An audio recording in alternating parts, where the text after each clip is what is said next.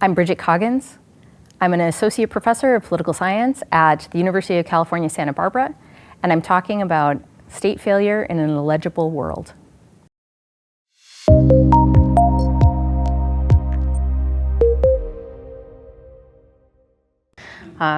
Thanks for having me, and thanks for certainly for inviting me. This turns out to be actually a really critical time for this project.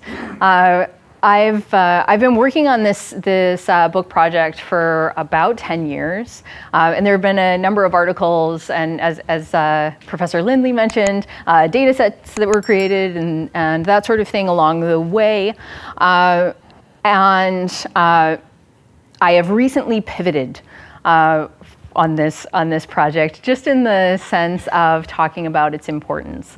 We've had a number of changes in the international system and a number of changes in the United States government in particular, and so I'm eager to get your feedback, kind of hear what a different set of eyeballs have to say. And so I'm going to jump right in to talk about the structure of the talk. In our time together, I'm going to start with the contemporary politics surrounding state failure and failed states and intervention. And that provides the setup for my question. Next, I'll move on to talk about the puzzle of state failure. And then I'll discuss the logic behind why it is that we think the way that we do when it comes to state failure. Then I'll move on to what I think is happening right now to heighten the problematic aspects of policy towards failed states. And then finally, I'll discuss what I think we can do to move on to better or at least less problematic outcomes in international politics.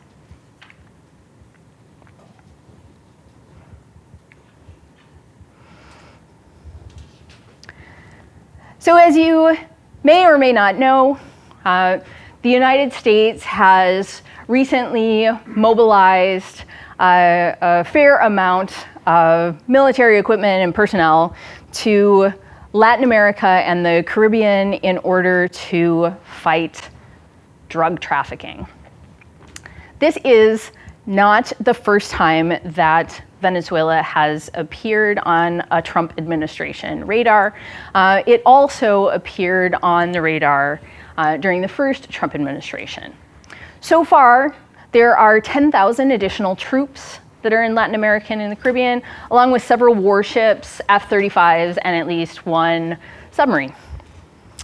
It's additionally destroyed at least 3 different vessels, killing their occupants that were purportedly engaged in drug trafficking to the United States. And so you can see the second one of those boats through declassified information that the Trump administration has provided.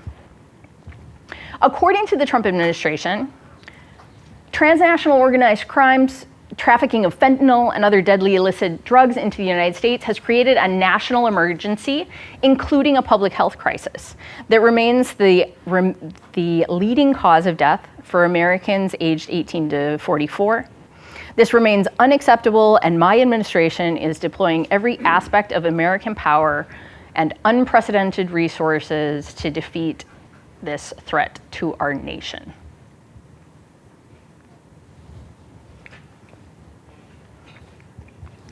And you cannot read it well, but this is a first Trump administration era Wall Street Journal op-ed that then Vice President Mike Pence penned, describing Venezuela as a failed state that has attracted criminal syndicates from across the world to launder money and export drugs, weapons, and terrorism across the region. Failed states and their problems know no borders.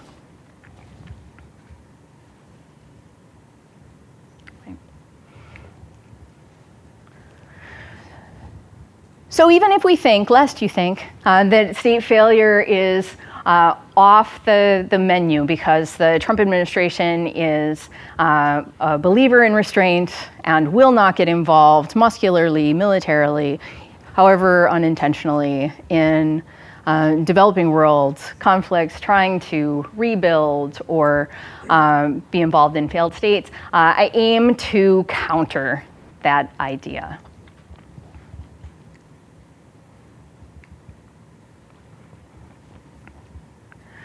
Almost 25 years have passed since the term failed state was coined. And it was coined as a policy term. And the idea or the problem that was identified in failed states was that there are two parts, right? Failed states have the lack of internal authority and a lack of ability to engage in external affairs or external legitimacy. So for those of you who are students of international politics, you might recognize those as the twin pillars of sovereignty. Failed states are missing both of those fundamental twin pillars, right?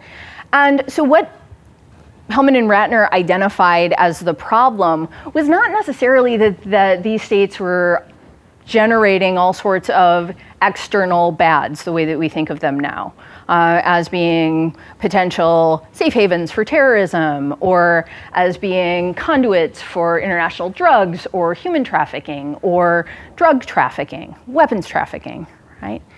Instead, what was concerning to Hellman and Ratner was that these states, because they lacked these twin pillars, they were impossible to engage through the channels of international diplomacy the way we would normal states, right?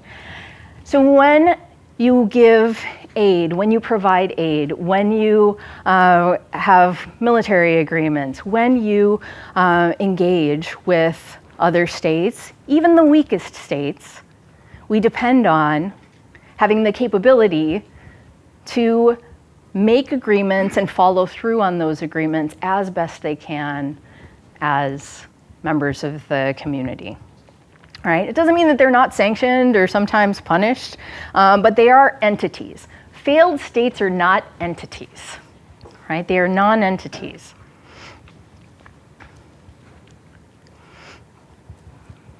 And since then,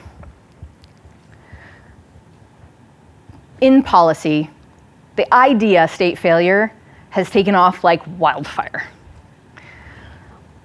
All of these different actors over the course of this period have been defined in some way by someone, and by a lot of someones usually, as failed states, right? And it's not always using Hellman and Ratner's original terminology. The idea is these are bad states, right, that aren't doing good things. Not necessarily that they're incapable, maybe they're incapable too. Not necessarily that they're incapable, but they're capable, but in a way that we don't like, right? And so instead of being the opposite of stateness, what we now see in state failure is often a weak and problematic state that we can, or that the international community can, have a justifiable reason for intervening in as a way to get rid of this problem of either not being able to engage authorities or not liking and not wanting to engage the particular authorities that are there.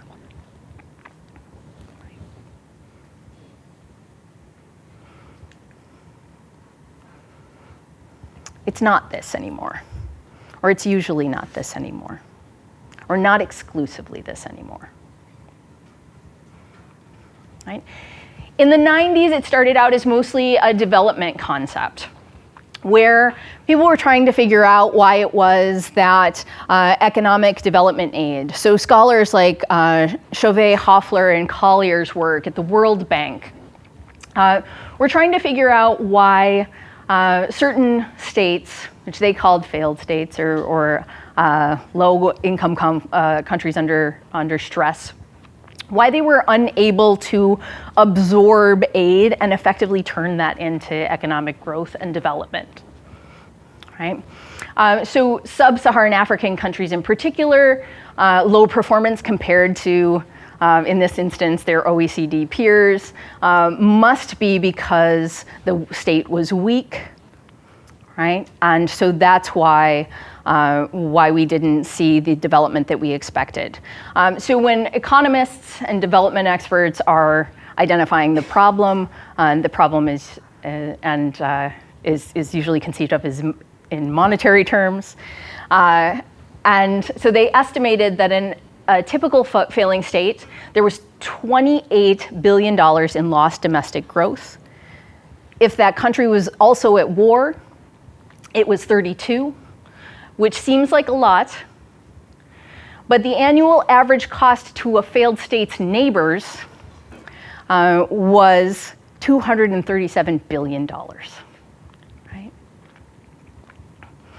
So suddenly, or not suddenly, but gradually, we're not just talking about why these states have bad outcomes, but also looking at the bad spillover effects, or in economic terms, the negative externalities of state weakness and failure.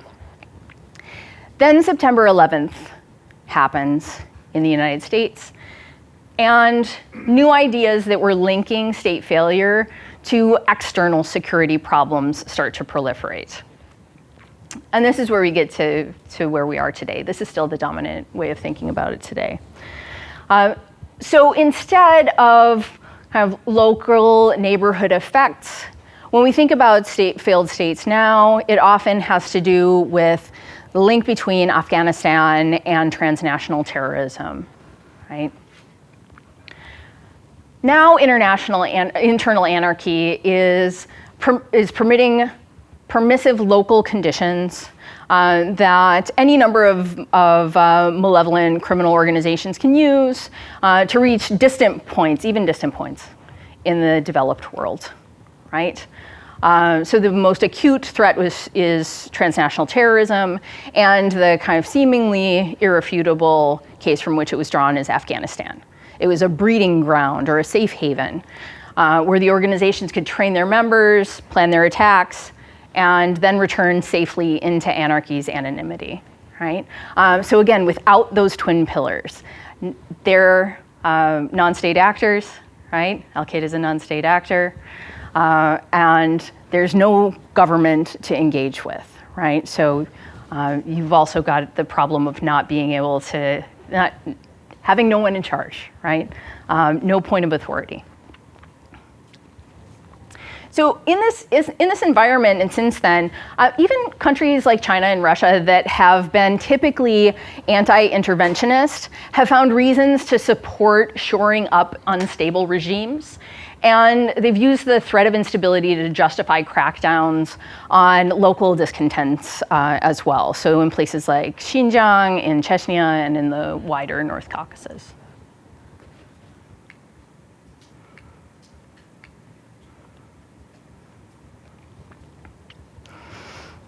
The coupling of foreign insecurity in particular to state failure is perhaps nowhere more important than in leaders' invocation of jus ad bellum, which is justifiable war, just war, the right of war.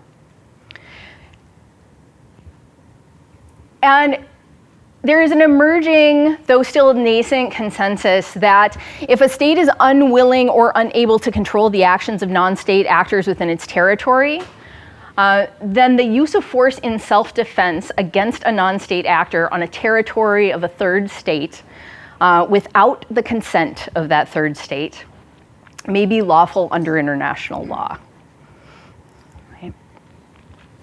There's a diverse set of strong states that now agree to this kind of seemingly limited but domestic sovereignty trampling version of self-defense. And that includes the United States, the United Kingdom, Iran, Israel, Russia, and Turkey, at least in some circumstances.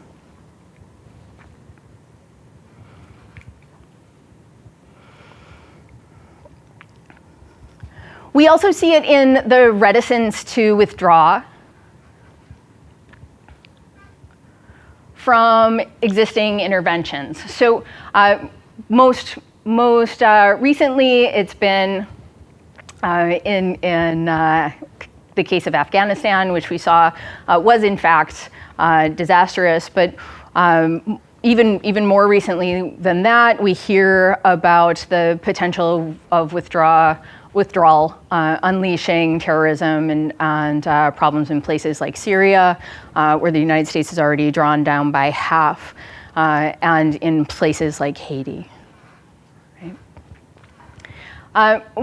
And we additionally see it, oh, I went too far. Wait.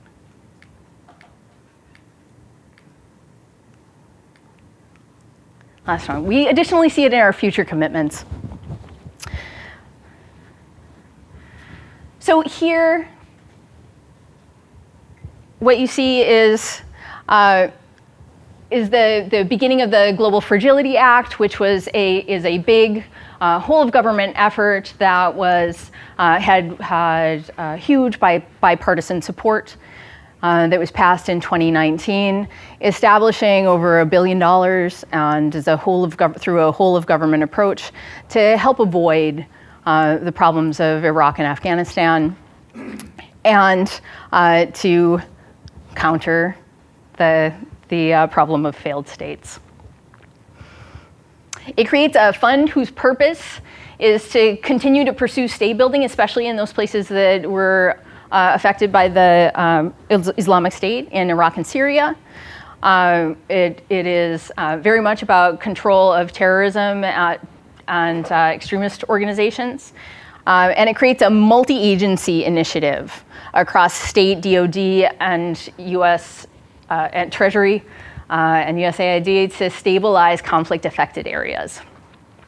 You might think that this is over and that it would fall under foreign aid, but in fact, there's bipartisan reauthorization that is currently very likely to pass in both the House and the Senate. So, in case anybody's an American politics nerd and wants to follow its trajectory, it's pretty likely to stay on the menu, even if Secretary Rubio has to do it all on its own.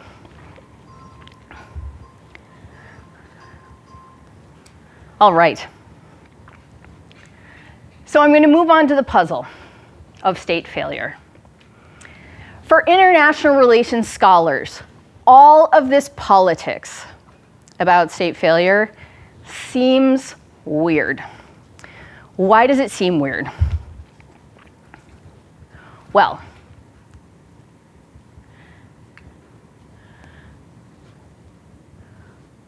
when we think about states in international politics, usually, and threat, usually what we're thinking about is capability. The bigger the military, the more conventional power, the more organized, the more able you are to do things and affect change. That is where your capacity, your power, where your threat projection lies. Right? So this guy is Siad Barre, and he was a military dictator of Somalia, right? This Siad Barre, for international relations, this regime for international relations scholars should be vastly more threatening than these guys with rickety boats who are armed, but not in any meaningful way. They don't have those cool tanks, right? Those scary tanks. And so why is the state, why is Siad Barre's Somalia less threatening than the sum of its parts? Right? Why are these parts so scary? Why is failed Somalia so scary? And why is coherent Somalia less scary? That's the puzzle.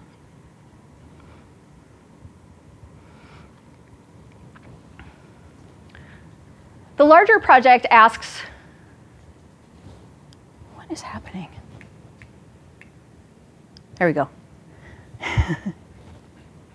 The larger project asks whether or not failed states are actually generating all these threats that we think that they are.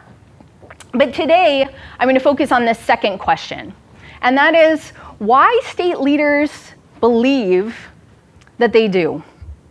Right? International relations scholars would say this is not a terribly high amount of crime and threat and stuff to be afraid of, and yet we are throwing a lot of money, a lot of capacity, a lot of effort at failed states. So why do they think they're scary?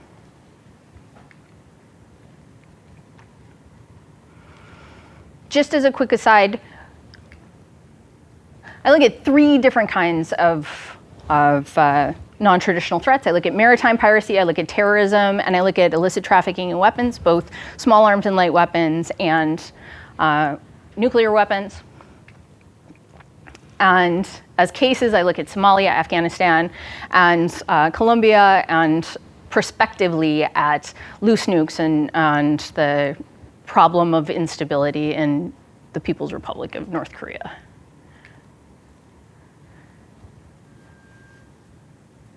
All right.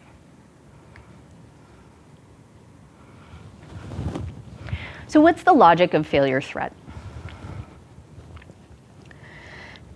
The idea behind failure threat is that these donuts are all states. And the state is the hard candy shell that holds a lot of non-state actors inside of it, right? When a failed state, when a government collapses, what happens is we get domestic anarchy, right? And that anarchy means that the hard candy shell goes away and that the non-state actors that are within the state are a little bit like viruses, right? They're allowed to spread and infect, in this case, neighbors that are surrounding them. Right?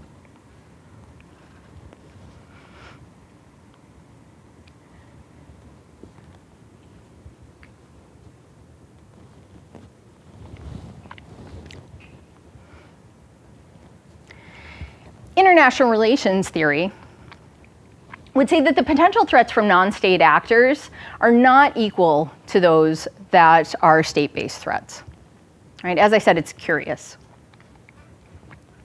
And additionally, when it comes to anarchy, we should not expect that this kind of contagion happens very easily. Why not? Well, when anarchy takes hold domestically, when the state collapses, that means that it's bad for cooperation, not just for the good guys and the people that are trying to overcome cooperative problems like the tragedy of the commons and seek good cooperation.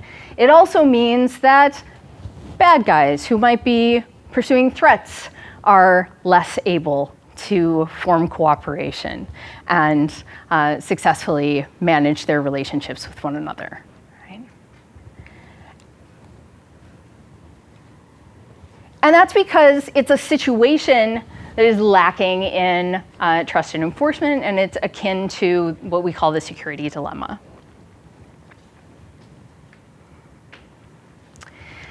Instead, or an equally plausible alternative, I will say, is that what happens when a state collapses is here on the right-hand side, right? The international or the domestic bads are released. There is no state. They are still there. But because the system around them is organized hierarchically and into states, these guys, the hard candy shell on the outside of these guys, their defenses, their deterrence, their international agreements, right? Their Interpols, their defense cooperation, stops those threats from becoming very pernicious and scary and leaves them at a quite low level. That doesn't mean that they don't exist, but it does mean that on average at the domestic level, all the way back to Hobbes, we should expect that domestic anarchy is an impediment, an obstacle to cooperation, even for bad guys. And given the way that the international system works right now, which is mostly functional states, right? Even when there's emergent anarchy in some of them, the threats should be pretty low.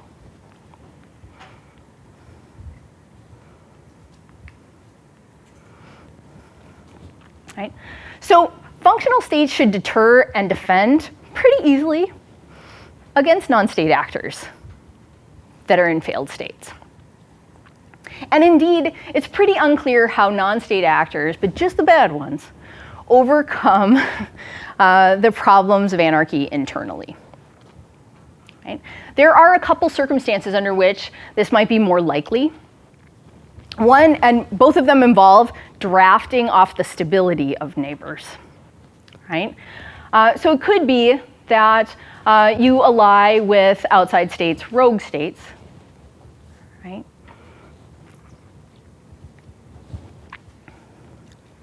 Or it could be that you are provided with an opportunity to, what I would say is exploit the seams in the international system without other states knowing it.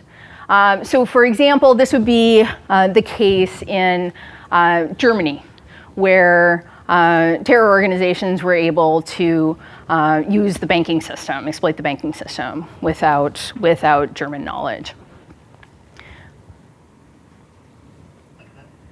But it should not be the kind of common, the most common. Right? The idea that there are all sorts of witting and available allies to those that are trying to prosecute non-traditional threats, I think is just a wrong one.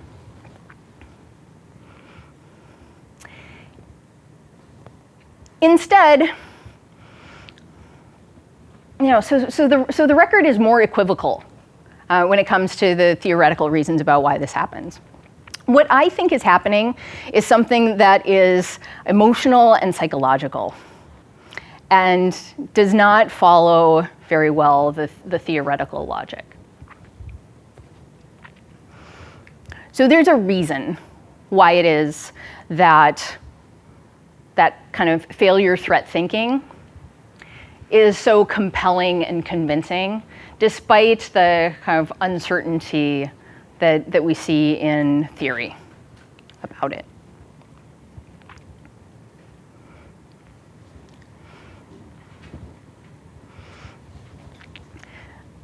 Specifically, I think that this has to do with illegibility and the fear of failure itself. I don't mean like fear of failing your exams, though you should be fearful of failure in life. What I mean is fear of state failure. And I think that there is a deeply plausible concern that comes along with the fear of the unknown that happens when a state fails. When we talk about international relations, we very often talk about anarchy and the system being anarchic. Right? And that means in IR speak that there's no authority that's willing and able to enforce order among states. Right? The United Nations does not have an army or a police force. There's no international 911. How many undergrads have heard that before? Yeah, okay.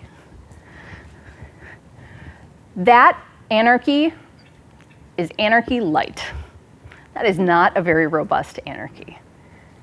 It is a much heavier anarchy when a state collapses. Why? Because there are tons of institutions and regulations and laws and rules and norms in international affairs that are regulatory and unquestioned and help to provide stability and predictability and repertoires of action about how you're going to behave and what you're going to do, right? Scripts, right? It doesn't mean that when the rubber hits the road and two countries are in conflict that might not blow up into war, because there's no one there to stop it. That's true and scary. But what it does mean is that day to day, a lot of international politics is pretty well ordered and predictable, right? So it's anarchy light. When a government collapses, right? Imagine the government of the United States were not here today. It is a much more profound and destabilizing and uncertain anarchy than the one we have in international politics. And so, when diplomats and state leaders and publics hear that a state has collapsed, hear that a state has failed, it is terror-inducing. It is fear-inducing. Because not only do we not know how that state's going to behave, how those people are going to behave, but we also have no insight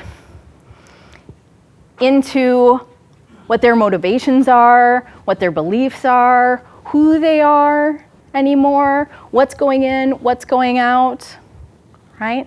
So it's the difference between, I would say, risk uncertainty, which is the uncertainty that we have in a card game. And that's pretty standard in international relations. I might not know how Russia is going to behave on any given day, but I know the deck of 52 from which Russia is going to pull its hand, right? So I know the set of possible actions. I don't know the exact move, it's risk.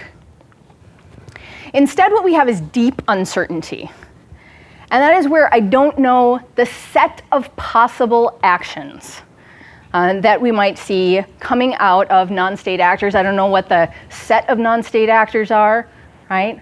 I don't know who's there, what's going on, what their motivations are. I don't know how to interface with those actors, or even if it's possible to interface with those actors, right? And so this is a deep underlying uncertainty without knowing what the probabilities are, without knowing what the underlying probabilities are. And this is what's generating the fear of failure.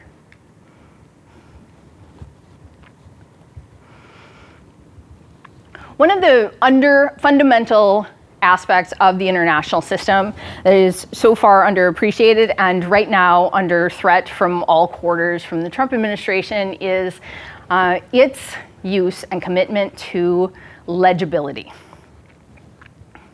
Legibility is states making their society understandable through standardization, simplification, and the imposition of order. Now, when states are making their populations legible, it's for their own stuff. Taxation, conscription, the prevention of revolution, right? If I know you and know you well, collect data about you, organize you into particular communities, make sure that you're paying your taxes, control you, I have a good sense that I'm going to be kind of stable and able to continue long term. In international politics, legibility doesn't serve the same purposes. We rarely think, given sovereignty, that it's an appropriate aspiration to kind of use legibility to control other states' populations against their wishes. Yet, we rely really fundamentally on them being able to tell us about their own population and being able to kind of know what it is that's going on and hold them responsible for what's going on when they do. The United States is a huge provider of data about itself, but also about the rest of the world. Right? We are a huge provider of data on economic outputs. We are a huge provider of information on mortality and well-being. We spend a lot of money helping governments to make their populations more legible to themselves so that they can be better governed. Right? And so when all of that goes away, when a state collapses, that ability goes away. And that helps really meaningfully and importantly, helps to drive that failure as well, right? If I don't know what's going on, if I don't know how to engage diplomatically, I can't do my job of protecting my own population or working with others.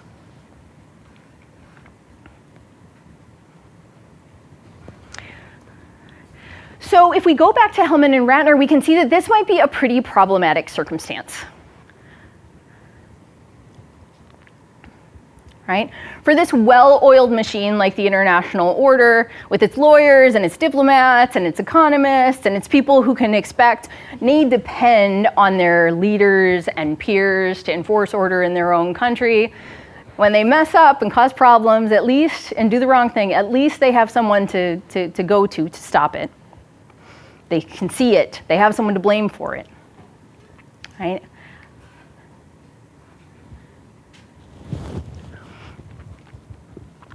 One of the casualties right now, as we are witnessing both states that are actually failing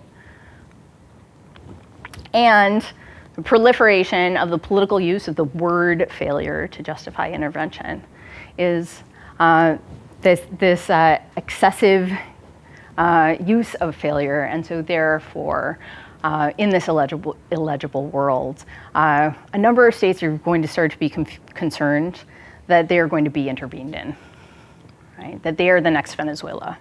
Because Venezuela, according to most, is not at that point, right? They're not at the Hellman and Ratner point, but they are being described as a state that has failed.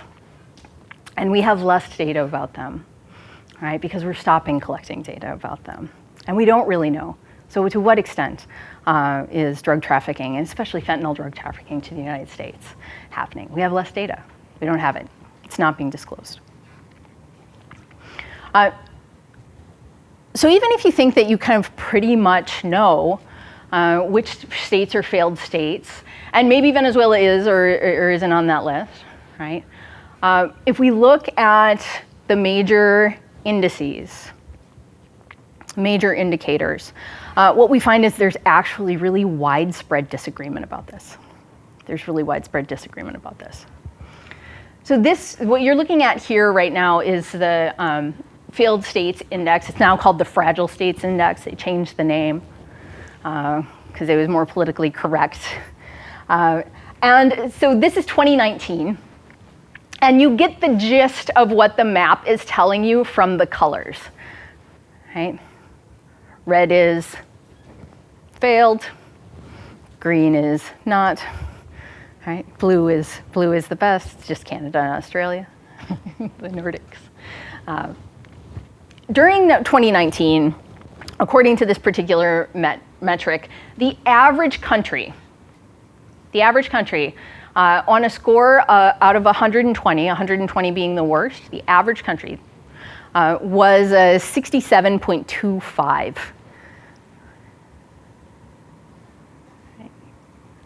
Which does not sound good.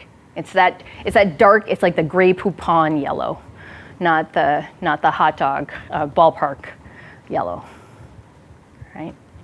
And the modal score was even lower. It was 71.1. So not good, right? And intriguingly, 3 different states that are at that kind of modal point will show you what the strange outcomes that these sorts of rubrics breed. One was China, one was South Africa, and one was Sao Tome and Principe. Right? China's among the strongest, most populous states in the international system, right? You probably heard of it. But its index scores on state legitimacy and human rights tanked it.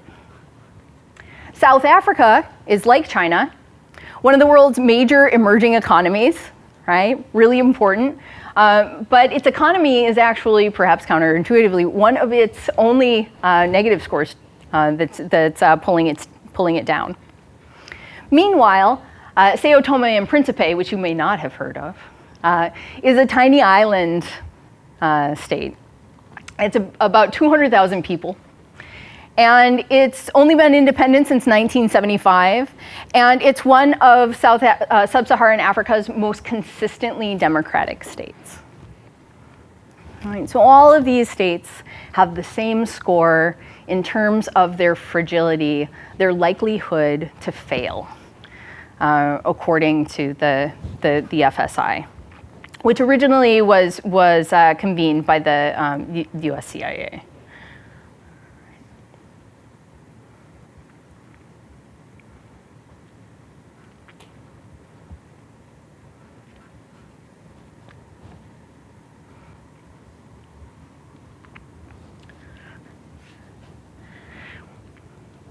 So internationally, we have a circumstance where people feel really deeply threatened by state failure because they're afraid that non-state actors are going to be unleashed when a state collapses. And there's some reason to expect that might happen, but it looks like, at least if international relations scholars know what they're doing, which they might not, I'm one of them, I might not, right?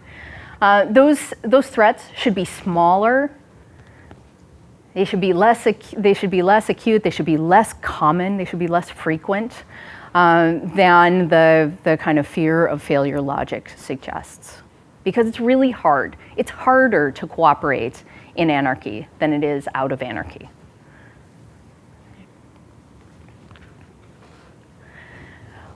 But as we have a global pulling back of data and information, especially data provided by third parties about what's actually happening, ground truth in these places, in terms of kind of who's doing what, just basic data about what's happening, which we could be collecting, we could be finding out about. What we instead have is impulsive, recurring belief that intervention is required to stop these threats and to rebuild at least small amounts of statehood and sovereignty in order to combat these threats, right? So the logic is like a zombie idea. It's this thing that keeps on reanimating and coming back alive. Even when we think we've learned the lesson, right? There are many people who thought that the Trump administration coming in was that large-scale intervention is done and dusted, right? We have learned our lessons. We're not doing that anymore. And yet we see it again. And it's not based on data. It's not based on the patterns that we're actually seeing. It's based on fear of failure that is intuitive, it's plausible, and it's just not the thing that's happening, right? We're dramatically reducing our capacity to help those without their ability to help them, without the ability to help themselves, right? When it comes to public health and a number of other things, when we ought not to be,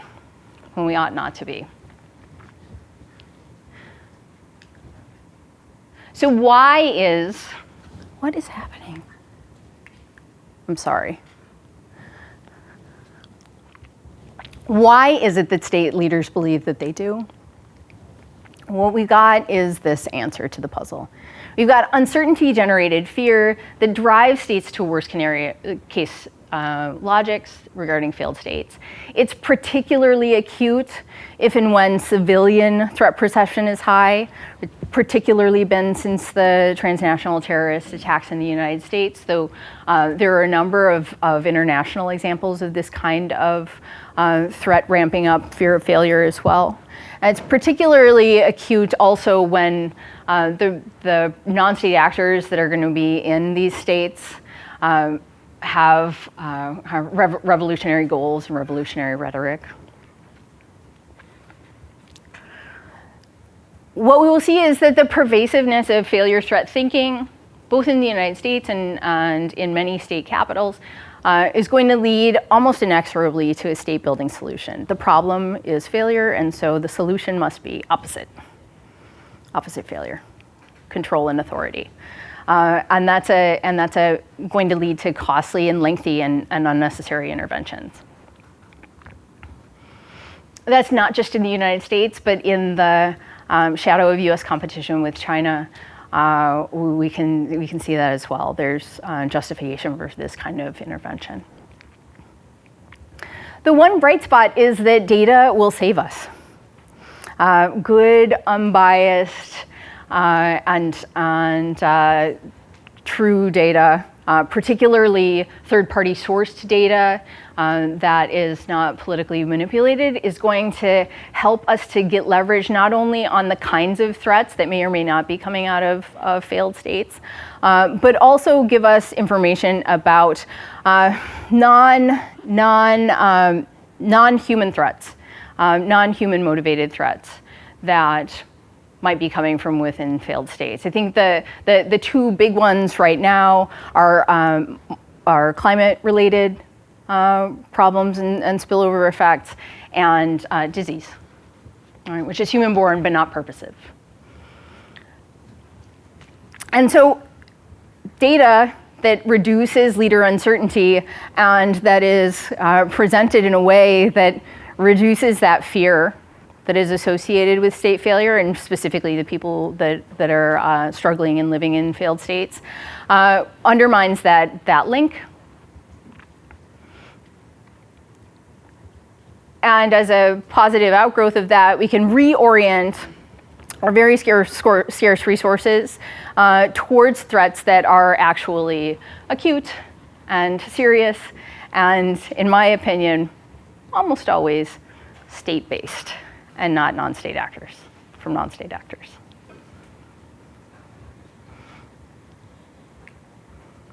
Hi, my name is Megan. I'm a third-year PhD student. Thank you for this talk. Very interesting, and your case studies all hit close to home as I'm a military fellow here.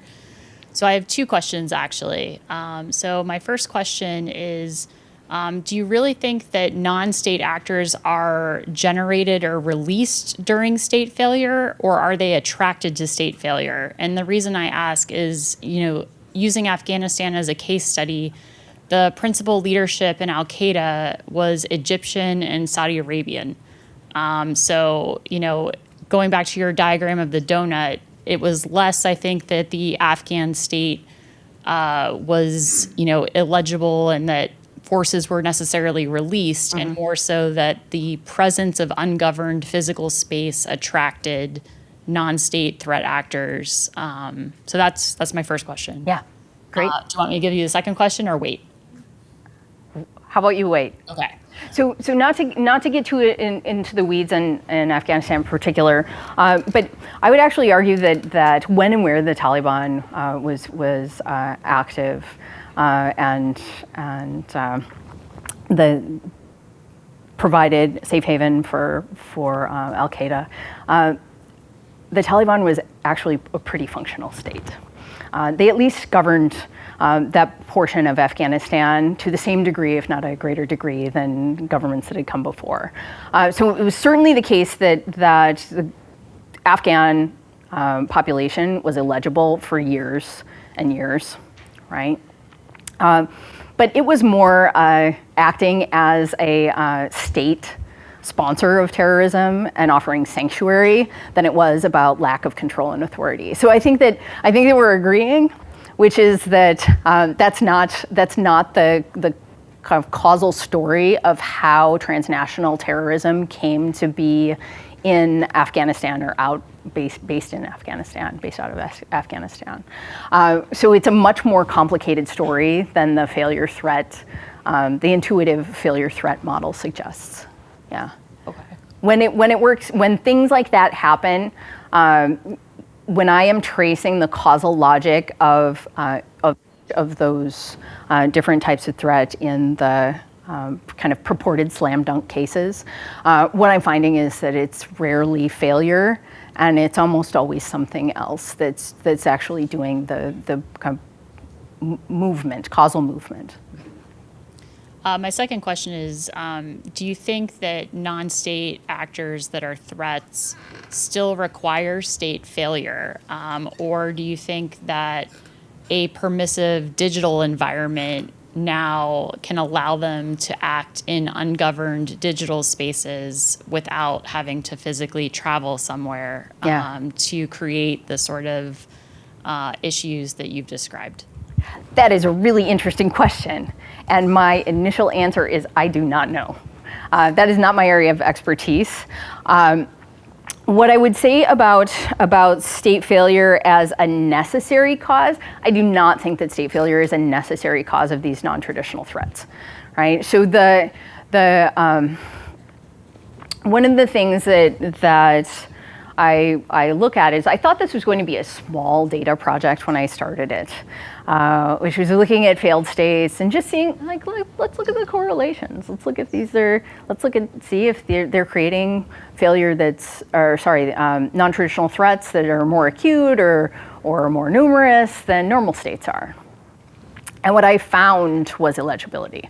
So essentially, much of the international relations literature, but also much of the policy work on failed states, just simply deletes the failed states, list-wise, because they don't have the data. And so when you're looking at studies on fragile states, you have to be really cognizant of the failed states actually being a part of the model. Most of the major purveyors of GDP per capita, do you know how many countries, economies they include? About 136. Do you know how many countries are in the world? About 195, 97, depending upon how you count. Do you know why they don't include numbers? Because they don't think that they have accurate and reliable estimates of what those countries' economies look like.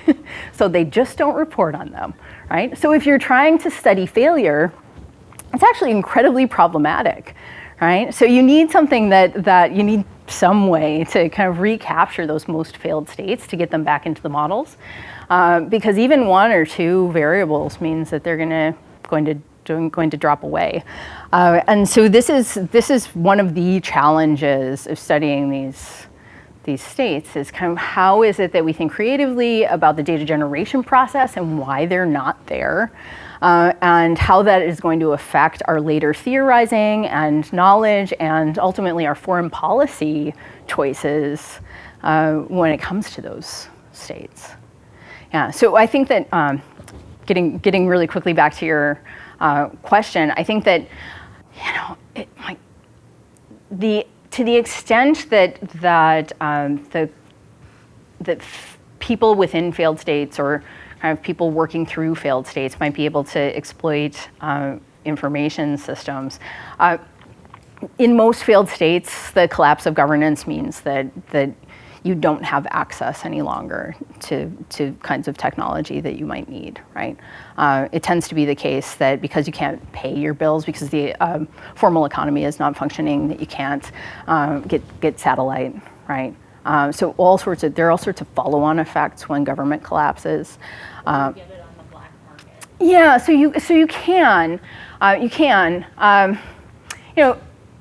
In Papua New Guinea, which is I'm just using as an example because I know I know a lot of specifics about it. It's a pretty weak state, not a failed state, but a pretty weak state in the Pacific Islands.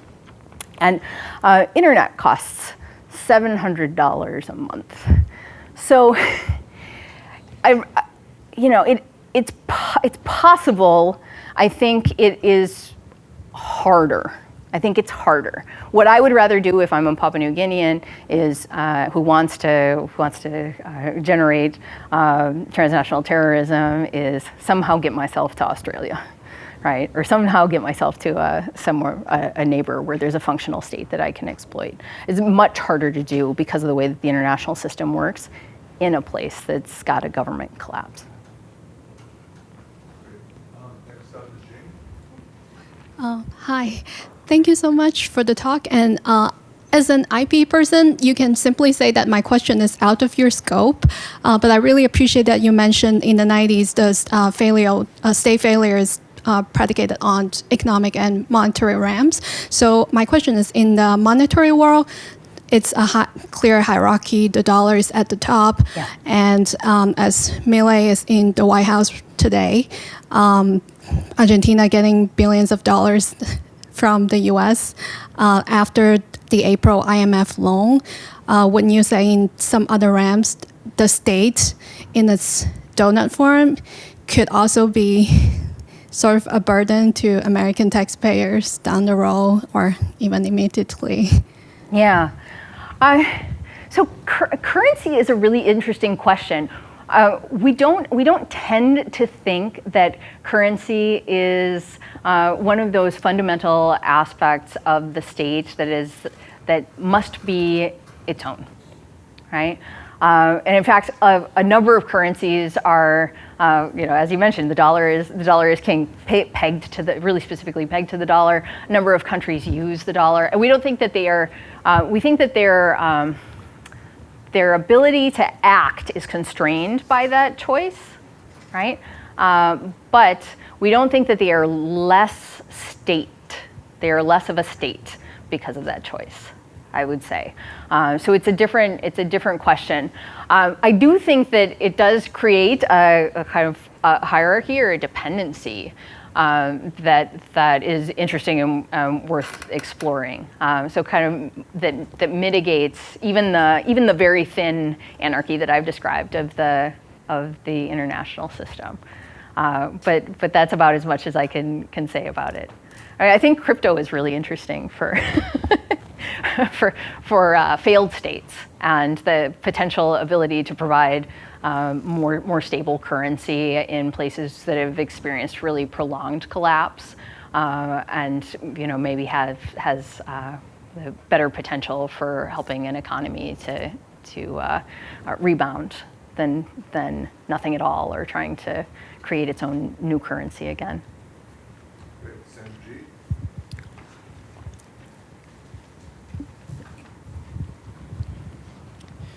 In your read ahead, you mentioned that the United States ought to be less inclined to pursue large-scale military intervention against non-state threats. How should the U.S. pursue them then? Policing, diplomacy, sanctions. We've got just a ton of alternative ways for us to engage with non-state actors that might be engaged in threats, creating threats. So just to understand, do you mean when a state is truly collapsed and there is a non-state actor that is producing a threat, how do they engage? I'm mostly thinking when the United States cannot negotiate with a failed state government, like when they cannot negotiate in diplomacy with that government. Okay. Does that make sense? Tell me when they can't. I'm thinking. Or what are the conditions under which they can't? Like Venezuela. Like the United States would particularly not be able to engage in productive diplomacy with the Maduro government, for example.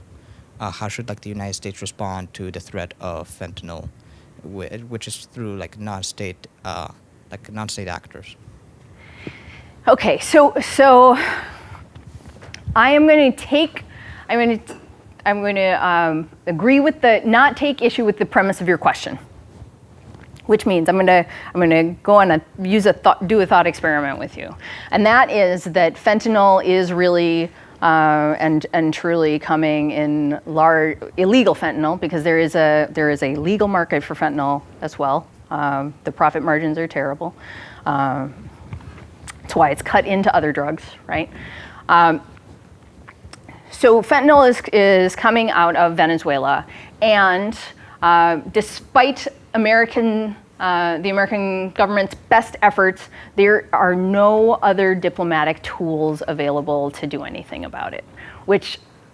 So this is where I think that we've lost traction. So as long as there is a government, and the Maduro regime is definitely a government, right? As long as there is a government, this is the typical world of international affairs, right? You do diplomacy with your enemies as well as your friends.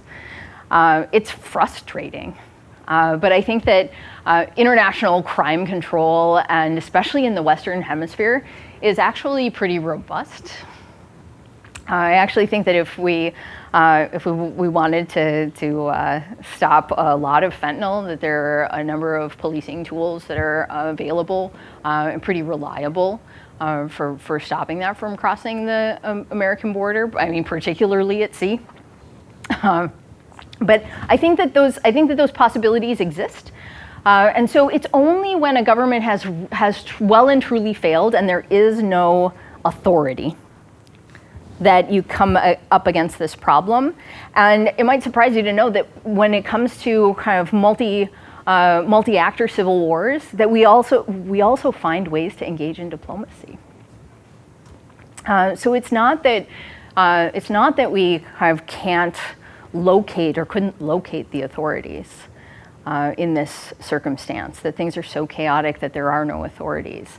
And so that's really the point that I'm trying to drive home, is that not wanting to engage in diplomacy, not wanting to engage with the Maduro government is a fundamentally different thing from not being able to. Is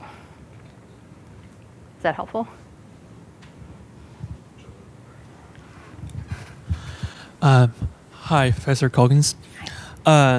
I think at the end of your speech, you said an interesting remark of the big data, like the data can be savior and can save the day. Yeah. Right?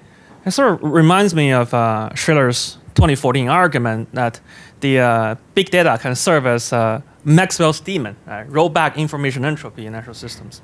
And also strikes me like, say, the network interdependence argument is basically that if you look at all the actors in the world, right, even given that the states are failing and more failing, who have the data advantage, right? Are those multinational big techs that serve as the network hubs of the global information systems? And that leads to my question: do you think multinational big techs can be, say, domestic or global governance savior under state weakness, right? So it's an interesting question. For the purposes of this talk and project, it's way outside of the scope. It's very big. The kinds of data that I envision helping to remove the kind of intuitive failure threat thinking that I see right now is really simple stuff, like using the hard candy shell of governments surrounding a failed state to figure out what imports and exports look like, because imports and exports are going to be across physical boundaries instead of kind of far-flung and international when it comes to failed states. Thinking about them as though they are black holes, examining what's on the outside, or the observable implications of the things that you want to measure. There are third-party measures. Perhaps you've seen them. If anyone's worked on North Korea, they're very, very powerful images of night lights, global night lights, and pretty full darkness in North Korea relative to the kind of intense lights of Seoul and South Korea, right? So it's just stuff like that, saying what is it that's going on? Individuals crossing borders, because of the way that our systems of travel work, it's just really unlikely that they're going to be able to cross international borders without any states knowing, not big groups, not big scary groups. It doesn't mean that it doesn't happen with individuals. But things like meta-analyses that we've seen from, like Andrew Schaefer has some, and a bunch of co-authors have done a meta-analysis of refugee flows, looking at using what was proprietary internal data about Afghanistan and other places. And what they're finding is that when we have geolocated data about refugees, what we find is actually negative feelings about refugees are not as intense in the places where they actually go, as is reported that they actually help economic conditions in their third-party states, right? So there are a number of kind of creative ways that we might approach data problems with respect to international bads that we just are not making good use of right now. I'm talking about academic work. It is not, they are not common in the policy world. They are not common in the policy world. The policy world still, from the World Bank to the U.S. State Department to the Department of Defense, is still very much bound by government-issued sources of information. The intelligence community aside.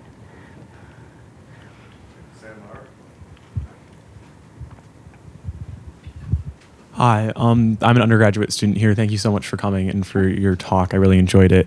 I guess I have a question kind of going back to this idea of donuts and the actors within the donuts and how you presented kind of two options for what could happen if that donut shell or the hard candy shell were to kind of dissolve. Yeah. Like this idea of non-state actors infecting kind of other states like a virus. Mm-hmm. And so kind of building off that, I guess my question is how do you take into account or how do you see geographical distance from failed states playing a role in this fear of state failure? And why do you see some states that are much further away geographically from failed states having a higher tendency to intervene there than the neighbors necessarily? Yeah. Thank you. I think that's a great question. I think that a lot of it has to do with neighborhoods. The early work that I talked about that was done by the economists, looking at the kind of contagion of economic struggle. When a neighbor fails, you experience more economic hits because you're doing better than your neighbor that failed, and so you have more to lose, right? So there are bad things that come along with state failure. I hope that nobody walks away thinking that there are no bads, that there are no negative externalities. State failure is a bad thing. Definitely for the people that live in the failed state, but also for their neighbors. But it has more to do with humanitarian bads and economic development bads than it does international security bads. And so this is why intervention happens, right? Is this fear and this capability that big, strong states have to go anywhere in the world to work counter to things that they find threatening, right? The United States is a great power and it has great ability to project that power. And so, ounce for ounce, it costs a lot less for the American population to be involved in a lot of foreign endeavors, whereas many of the weak states' neighbors don't have the military capacity to mobilize. In the instances that they do, we do see them mobilize to counter threats. So for example, Ethiopia is very much involved in Somalia.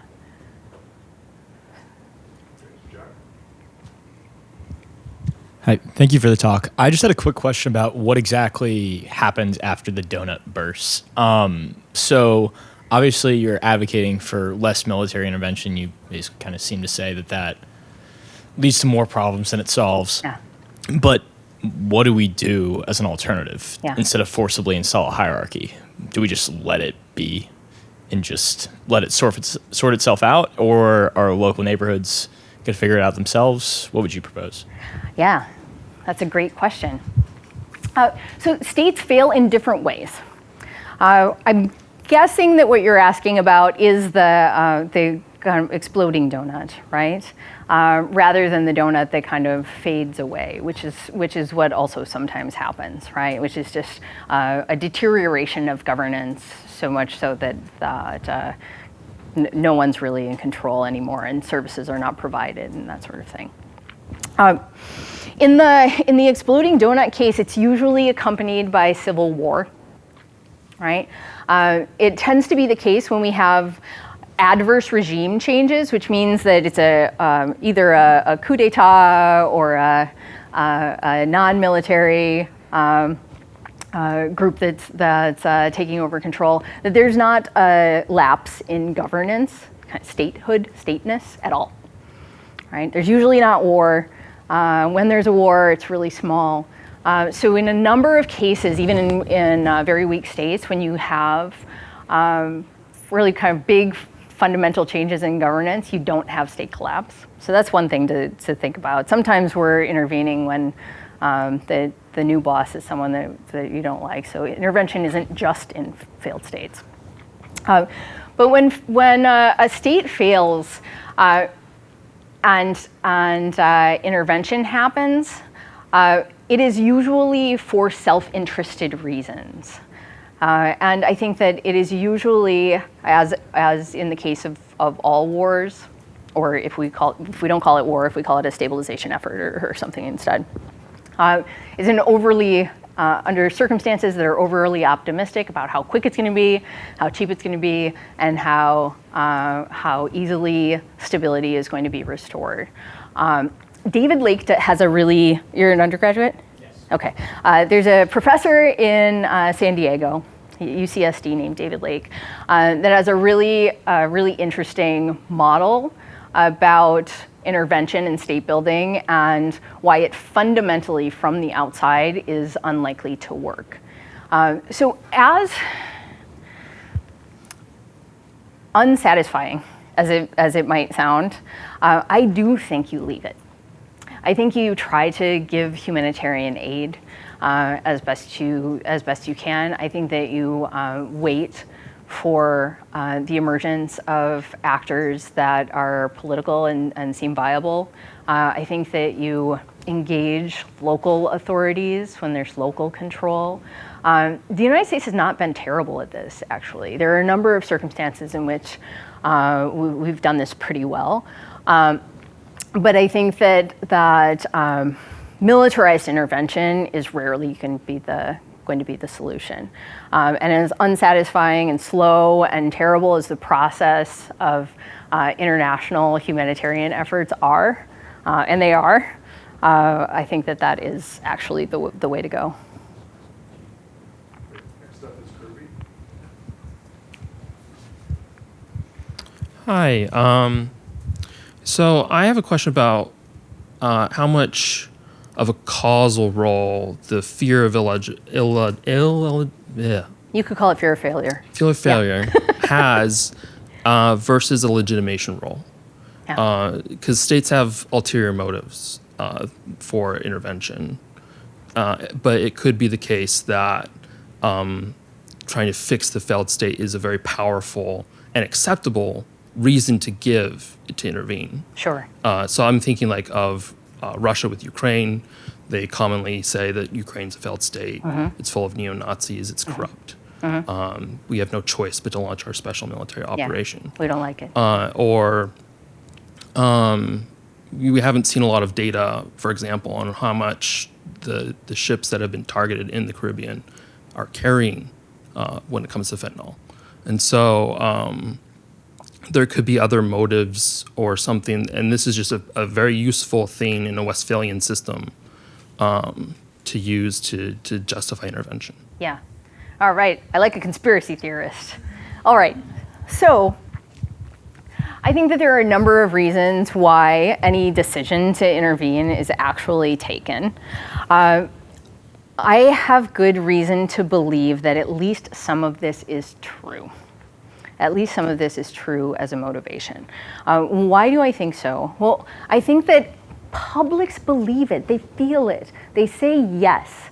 And so maybe it is just a manipulation, right? I think we should see more of it if it's just a manipulation, and if publics are so easily duped, and if it's just a facade. I also think that very few countries have actually used it, and I do think that it used to be that intervention was always about humanitarian ends in the 90s. This was the story, which is that you can paste a humanitarian story on any intervention, and it's not really necessary, but the public will buy it and be on board, right? Intervention in Afghanistan in the 90s is really about letting girls go to school and helping with those sorts of things. I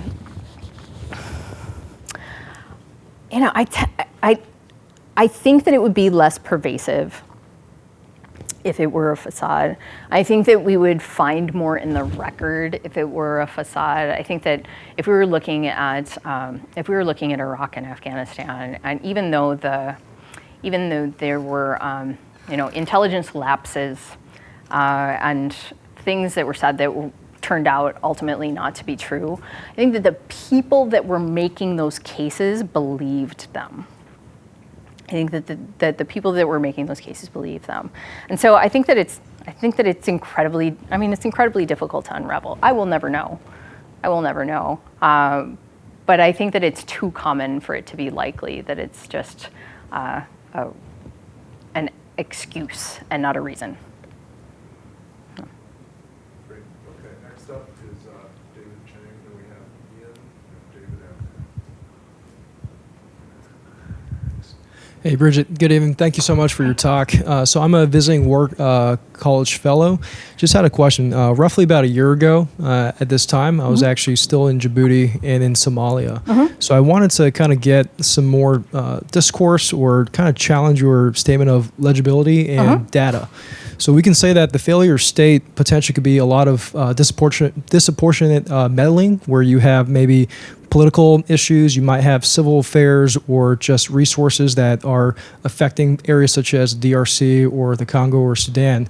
So when you talk about data, we've seen already past couple of decades in that specific area, a lot of discourse already happening. So we can validate that based on whether or not a country is thriving or there's issues in it. But you say that regardless of a change in, let's say, a non-state leadership or a party, if you will, that doesn't classify it as a failed state. But if a civil war is occurring and there's no intervention, I'm curious what your thoughts are right now with those specific examples. Based on the data that we already have, would you classify that as a failed state if we were not intervening with support? So what state in particular? DRC? DRC, Sudan, Somalia. So I don't think that DRC is a failed state. I think that there's a lack of control and authority in the east for sure, in the northeast for sure. But there's a functional government with international legitimacy, so that pillar remains. They're a weak government. They're not in full control. That tends not to be something that means that your sovereignty is wiped off internationally as being relevant, right? So that legitimacy does not go away. You are an embattled sovereign, but it tends to be the case that the system members stick with other system members, right? It's a diffuse reciprocity, a gentleman's club of leaders. So if the lack of stability in one of your regions means that we have justifiable reason to intervene and seize control or take control for our own defense, I think that sets an incredibly dangerous precedent. Sudan is actively has two alternative regimes that are vying for power. I am not a Sudan expert, but this is a relatively recent occurrence, and I think that it's incredibly dangerous to say, and therefore, because you are at war and you are without a recognized sovereign, that intervention is the and reinstitution of a sovereign is the kind of necessary next step. Am I answering your question? Well, if we have data and your reference towards legibility, and we already have the past couple of decades with. Yeah, so in neither of those cases would fear of failure be something that would be motivating the United States, right? There's very little expectation that Sudan is likely to generate non-traditional threats, right, of the kind that we're talking about. Or what do you mean in terms of data? Do you mean that we have data that they are? Correct, because your argument is saying that without data, you can't legitimize whether or not a state is failing, but your classification of a weak state, if we already have decades of data implementing that, such as areas in Sudan where there's conflict, or the DRC, I'm curious what your thought process is for why are you defending the weak state versus a failed state when there is data? I'm afraid we have to move on. Yeah, let's have a sidebar about it, because I'm not sure that I'm understanding what you're asking with respect to data. David now, because Ian's going to go to dinner just in case it goes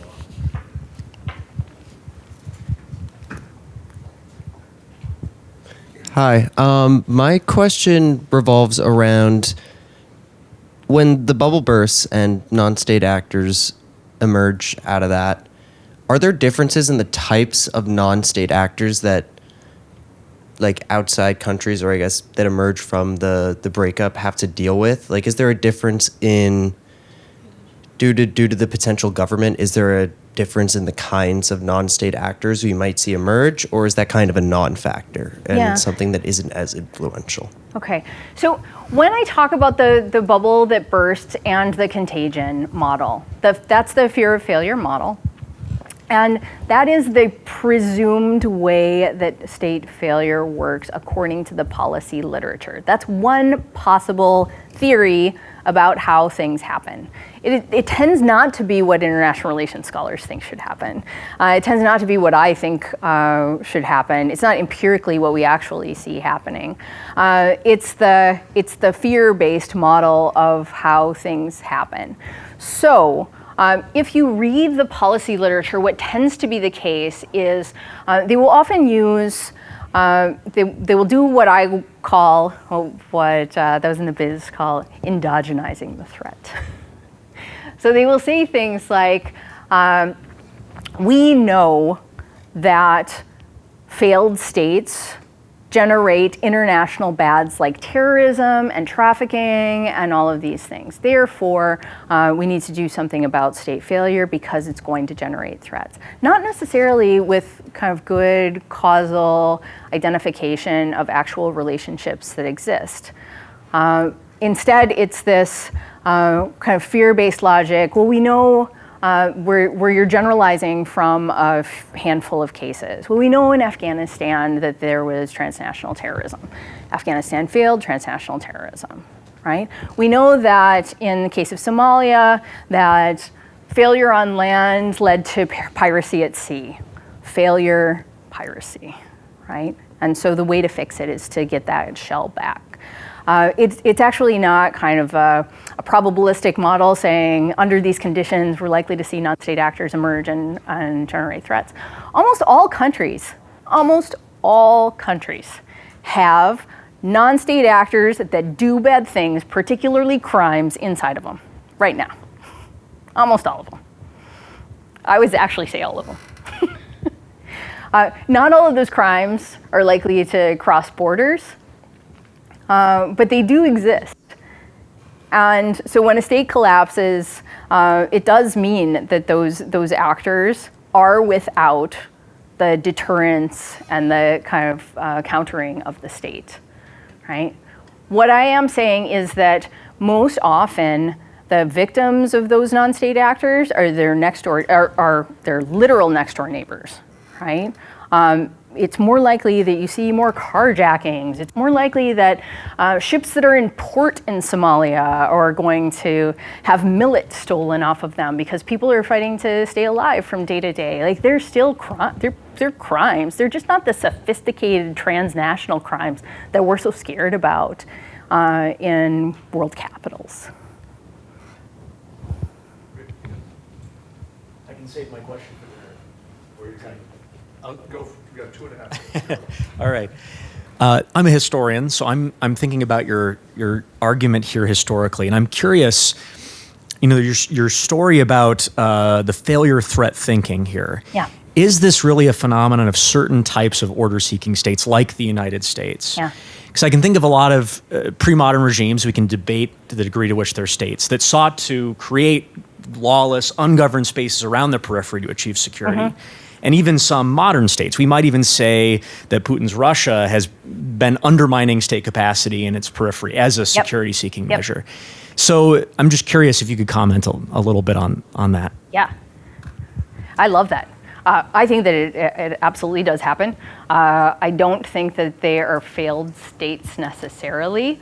I tend to think that so territorial conquest and the maintenance of weakness on your flank, right? Buffer states, right? Even are security positives for a number of reasons. We might say that what's happening in East Congo is really about that kind of liminal space, that it actually helps to serve quite a number of states in that area. It's not just Congo's loss, it's others' gain to keep it that way, right? Not just non-state actors, but state actors that are neighbors.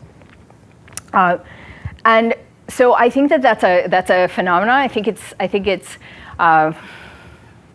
more what I would call in the policy literature ungoverned spaces than it is state failure.